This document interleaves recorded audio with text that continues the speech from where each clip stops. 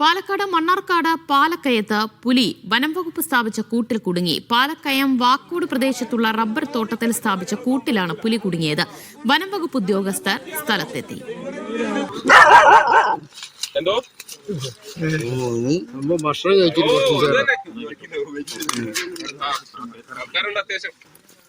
T Nandagopal വിവരങ്ങൾ നൽകും.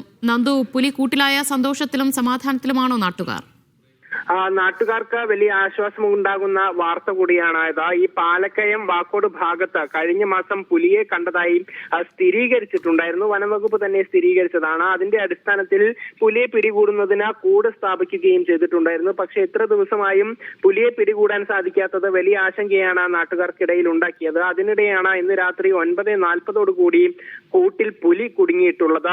ആളുകൾക്ക് വലിയ സമാധാനം കൂടെ ലഭിച്ചിട്ടുണ്ട്. ഏതായാലും പുലിയെ ഇന്ന് രാത്രി തന്നെ റേഞ്ച് ഓഫീസിലേക്ക് മാറ്റുമെന്നുള്ളതാണ് അറിയിച്ചത്. നാളെ ആരോഗ്യനില ഉൾപ്പെടെ പരിശോധിക്കും. അതിനുശേഷം വനത്തിലേക്ക് തുറന്നു വിടുന്നതുമായി ബന്ധപ്പെട്ട കാര്യങ്ങളിൽ തീരുമാനമുണ്ടാകും എന്നുള്ളതാണ് അധികൃതർ ഇപ്പോൾ അറിയിച്ചിരിക്കുന്നത്.